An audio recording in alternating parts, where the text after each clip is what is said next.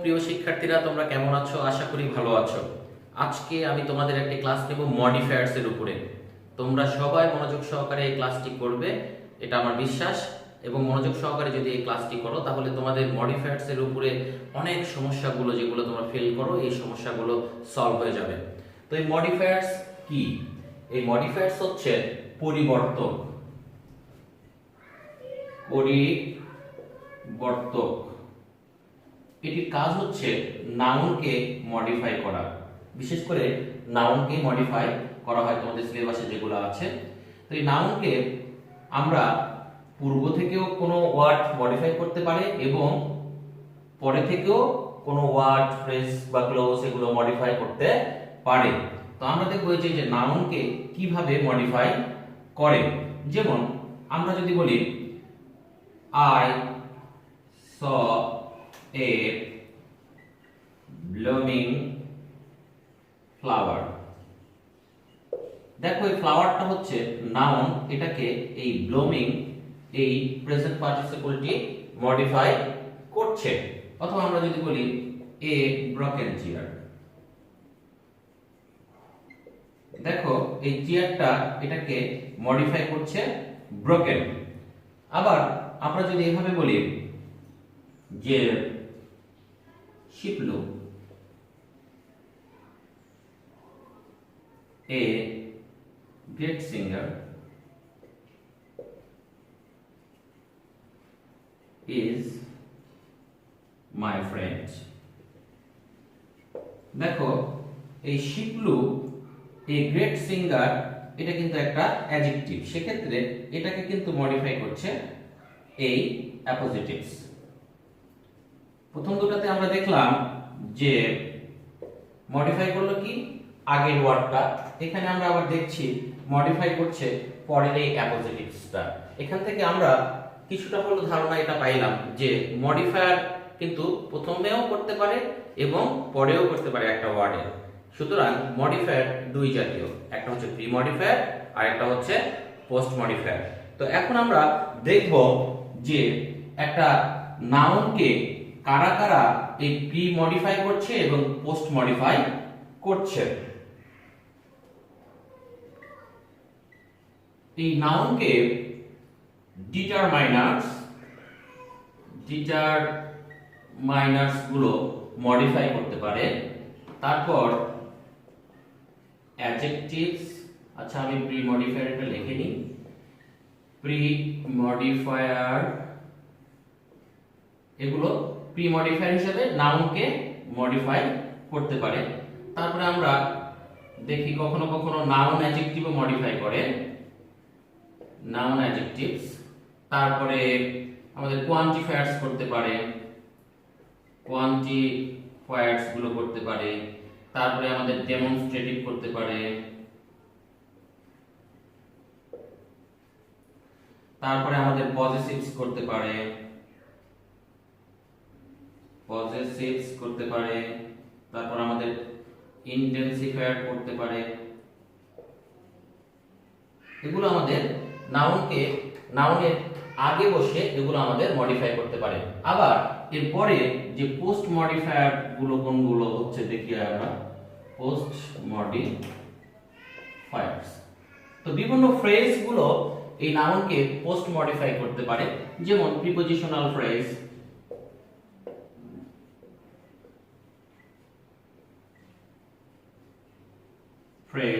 Infinitive phrase,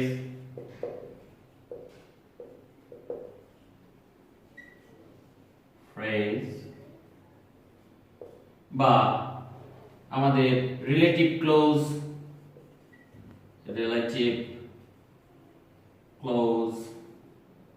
তারপরে অ্যাপোজিটিভস।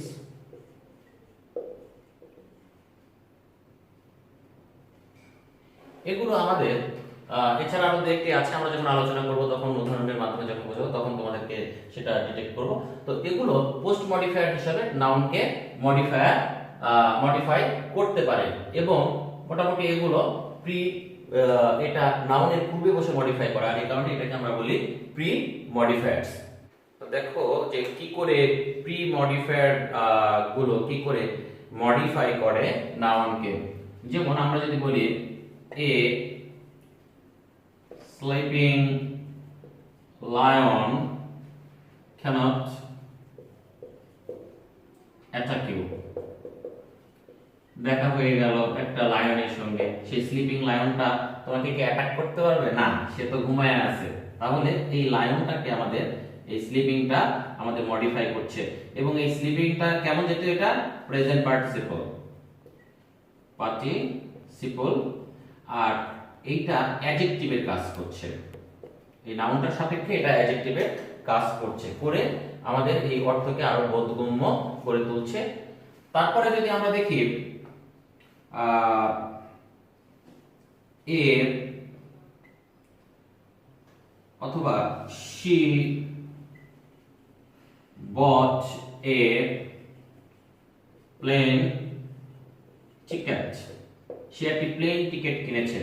এখানে দেখো এই টিকিটটা কিন্তু একটা নাউন, আর আইডেন্টিটিক্যালি এটা কিন্তু আসলে একটা নাউন, কিন্তু এটা অ্যাডজেক্টিভের ভূমিকা পালন করছে, এবং এটাই কিন্তু আমাদের নাউন অ্যাডজেক্টিভ।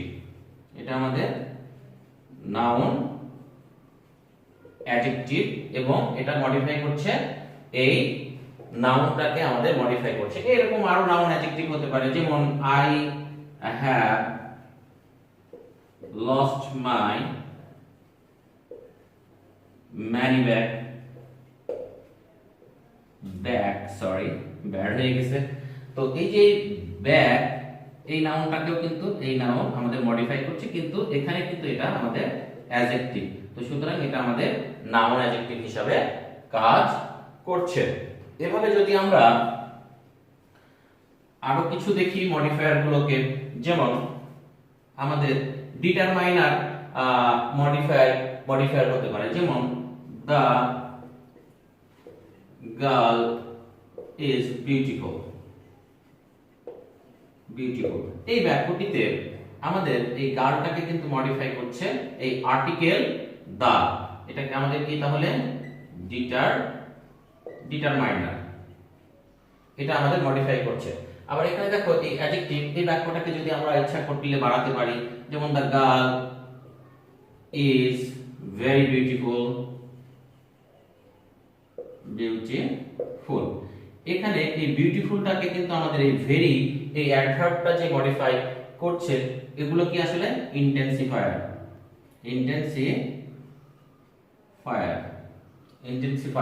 এই ইন্টেন্সিফায়ার্স গুলো আমাদের, যেমন ধরো ভেরি হতে পারে, এক্সট্রিমলি হতে পারে, রেয়ারলি হতে পারে, এক্সেপশনালি হতে পারে, ইউজুয়ালি হতে পারে, সো হতে পারে, টু হতে পারে, ইনাফ হতে পারে। এই ওয়ার্ডগুলো আমাদের ইন্টেন্সিফায়ার হতে পারে। দেখো আমরা যদি ডেমনস্ট্রেটিভ যেগুলো আছে, ডেমনস্ট্রেটিভস গুলো যেগুলো আছে, যেমন আমরা বলতে পারি দিস, দ্যাট, দোজ, এগুলো আমাদের মডিফায়ার হিসাবে কাজ করতে পারে, এবং অবশ্যই সেটা এগুলো আমাদের কাজ করবে প্রি মডিফায়ার হিসাবে। আবার যেগুলো পজিটিভ যেগুলো আছে, পজিটিভ গুলো আমাদের প্রি মডিফায়ার হিসাবে কাজ করতে পারে একটি বাক্যের মধ্যে। যেমন আমরা হয়তো বললাম যে এই কলমটা আমার, আমি হয়তো বললাম যে দিস ইজ মাই পেন। তাহলে দেখো এই কলমটা কার? আমার, এই আমার অধিকারে আছে এই কলমটা, তাহলে এটা আমাদের পজিটিভ। তাহলে এভাবে হতে পারে যে suppose this is her watch, এটা তার ঘড়ি। তাহলে এই ওয়াচটাকে মডিফাই করছে আমাদের হার, এটা একটা পজিটিভ। এই যে তো আরো অনেক পজিটিভ আছে, যেমন আমাদের পজিটিভ হতে পারে দেয়ার, তারপরে আমাদের আওয়ার, ইওর, এগুলো আমাদের পজিটিভ। তো এই পজিটিভস গুলো কোনো বাক্যের মধ্যে আমাদের প্রি মডিফায়ার হিসাবে কাজ করতে পারে। আবার তোমরা দেখবা যে কোয়ান্টিফায়ার যেগুলো আছে, কোয়ান্টিফায়ার যেগুলো পরিমাপ বাচক আর কি ওয়ার্ড, যেমন some, several, a lot of, little, কোনগুলো? Some, several, a lot of, little, তারপরে ধরো few, এগুলো আমাদের হচ্ছে etc, এগুলো আমাদের হচ্ছে কোয়ান্টিফায়ার্স। এই কোয়ান্টিফায়ার্স গুলো কোনো ওয়ার্ডের সামনে বসে, বিশেষ করে নাউনের সামনে বসে, এগুলো আমাদের মডিফায়ার হিসাবে কাজ করে এবং সেই নাউন মডিফাইড হতে পারে, এদের দ্বারাও মডিফাইড হতে পারে। তো এগুলোই মোটামুটি আমাদের হচ্ছে প্রি মডিফায়ার। এখন আমরা দেখব কিছু পোস্ট মডিফায়ার্স যেগুলো নাউনকে মডিফাই করে। যেমন যদি আমাদের ইনফিনিটিভ ফ্রেজ, ইনফিনিটিভ ফ্রেজ কি করে করছে দেখি। Suppose she got a pen to write with, এখানে দেখো এই পেনের, এই পেনটার পরে এখানে টু রাইট উইথ, এটা একটা ইনফিনিটিভ ফ্রেজ। এইটা এই পেনটাকে কিন্তু মডিফাই করলো, এবং মডিফাই করলো কখন? পরে, পরে বসে মডিফাই করলো, এই কারণে এটাকে বলা হচ্ছে পোস্ট মডিফায়ার। আবার দেখো হতে পারে এমন যে I am the last man to leave this place, তাহলে I am the last man, দেখো এটার পরে, এটা পরে বসেছে, ম্যানের পরে বসেছে, বসে এই ইনফিনিটিভ ফ্রেজটি এই ম্যানটাকে মডিফাই করছে। এভাবে আর হতে পারে, যেমন we went to market to buy a pen, আমরা বাজারে গিয়েছিলাম to buy a pen, কলম কেনার জন্য। এখানে দেখো ইনফিনিটিভ, এবং ইনফিনিটিভ কোনগুলো?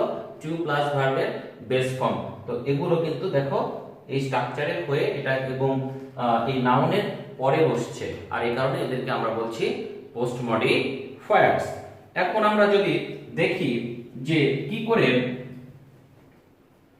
পার্টিসিপল ফ্রেজ গুলো কি করে আমাদের মডিফাই করে।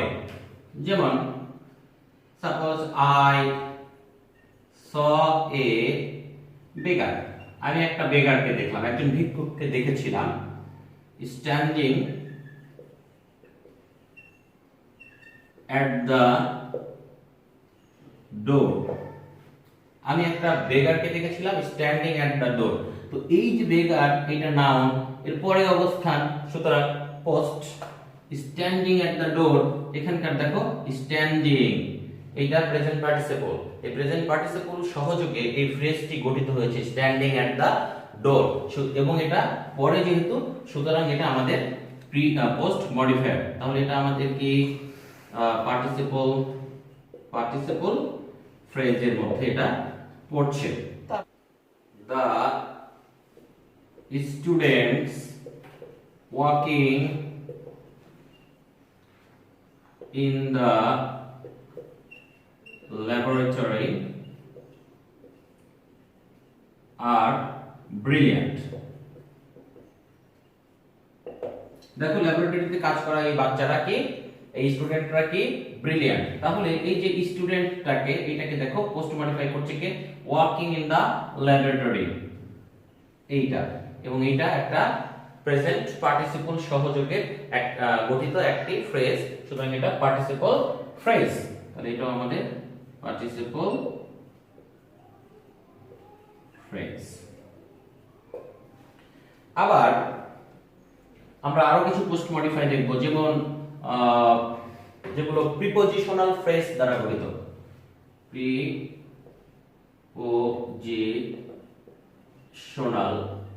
ফ্রেজ সহযোগে গঠিত কিছু ফ্রেজ দ্বারা গঠিত কিছু আমরা দেখব।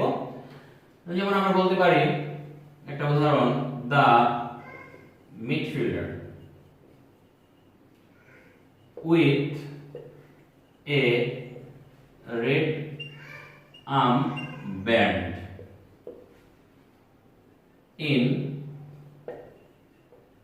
jersey number 10 was ফ্রান্সের ক্যাপ্টেনটার নাম কি ছিল? Zinedine Zidane. খুব ভালো খেলোয়াড় ছিল, 98 বিশ্বকাপে দেখেছি।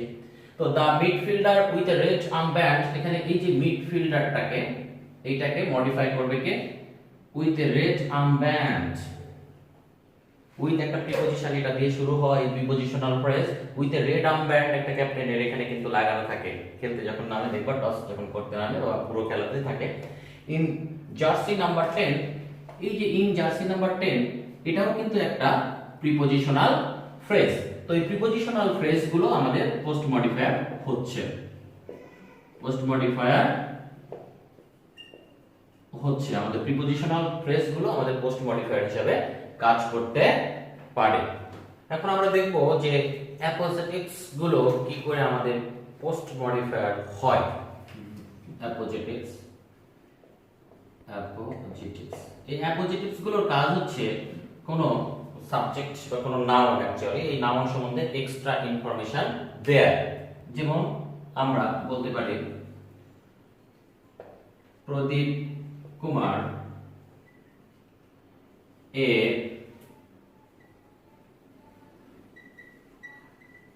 smuggler of drugs killed many innocent people.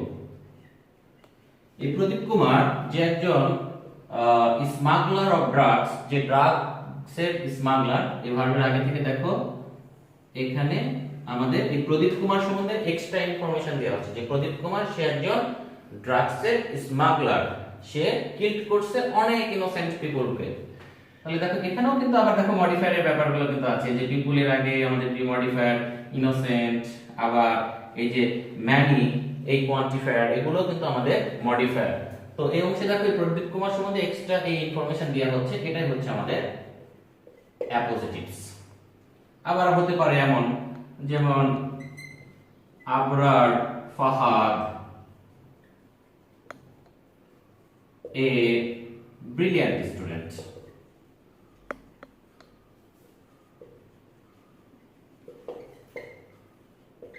of Buet was brutally killed. এই বুয়েটের এই আবরার ফাহাদ একজন স্টুডেন্ট যাকে ব্রুটালি কিল, হত্যা করা হয়েছিল খুব নিষ্ঠুরভাবে। তো এই যে আবরার ফাহাদ, এটা সম্বন্ধে কিন্তু তার সম্বন্ধে এক্সট্রা তথ্য কি? এ ব্রিলিয়ান্ট স্টুডেন্ট অফ বুয়েট, এটাই হচ্ছে আমাদের অ্যাপোজিটিভ। এবং এই অ্যাপোজিটিভটি এই আবরার ফাহাদকে মডিফাই করছে, এবং যেহেতু আবরার ফাহাদের পরে এটা আছে এই কারণে এটা হচ্ছে আমাদের পোস্ট মডিফায়ার। এখন আমরা দেখব রিলেটিভ ক্লজ গুলো কি করে প্রি মডিফাই পোস্ট মডিফাই করে। রিলেটিভ ক্লজ গুলো আমাদের পোস্ট মডিফায়ার হিসেবে ইউজ কি করে আমাদের হচ্ছে, এটা আমরা এখন দেখব। যেমন আমরা বলতে পারি the boy